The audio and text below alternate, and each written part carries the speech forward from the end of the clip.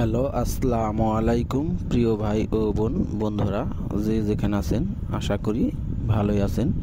আপনাদের মাঝে আরেকটি নতুন ভিডিও নিয়ে আসলাম।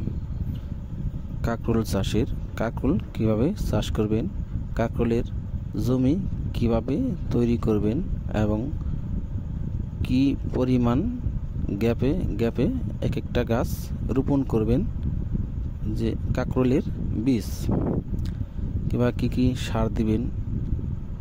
যদি সম্পূর্ণ ভিডিওটি দেখেন তাহলে বুঝতে পারবেন যে কাঁকরোল চাষ কীভাবে করতে হয়।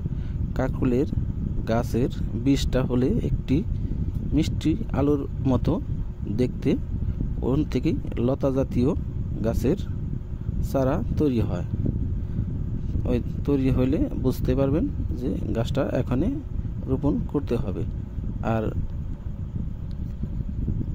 কাঁকরোল গাছ এমন একটি গাছ যে আপনি একবার যদি রোপণ করেন কয়েক বছর ফসল খাইতে পারবেন, যদি বর্ষা সিজনে গাছটি পচে না যায় আর জায়গা নষ্ট না হয়। তাহলে এই গাছই আপনার প্রতি বছরই কাঁকরোলের সিজন যখন হবে তখনই গাছটা আবার চারা তৈরি হবে। এই আলোটা যদি উঠিয়ে না ফেলান, বাড়ির কোনায় এবং বাড়ির কোনো উঁচা জায়গায় কোনো গাছের গোড়ে যদি গাছটির বীজ রোপণ করেন তাহলে প্রতি বছরই দেখবেন কাঁকরোলের যে সিজন তখনই ওখান থেকে চারা তৈরি হচ্ছে। আর ওটা একটু হালকা যদি যত্ন করেন তাহলে প্রতি বছরই ওখান থেকে বেশ কাঁকরোল খেতে পারবেন, যাতে একটি বাড়ির চাহিদা ভালোভাবে মিটে যাবে, যে সুন্দরভাবে গাছটি রোপণ করতে পারেন। আর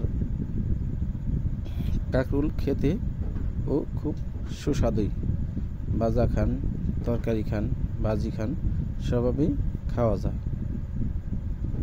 তো যদি জমিতে রোপণ করেন তাহলে দেখা গেছে একটি গাছ থেকে আরেকটি গাছের দূরত্ব 3 থেকে 4 ফুট দূরে বুনলেই ভালো হবে। তবে সম্পূর্ণ ভিডিওটি দেখেন, আশা করি আপনি বুঝতে পারবেন কিভাবে কাঁকরোল চাষ করতে হবে এবং ভিডিওটি দেখবেন, আশা করি ভালো লাগবে। সবাই ভালো থাকবেন আর ভিডিওটি লাইক, কমেন্ট এবং শেয়ার করবেন, বেশি বেশি সাবস্ক্রাইব করে পাশেই থাকবেন। সবাই ভালো থাকবেন। আসসালামু আলাইকুম।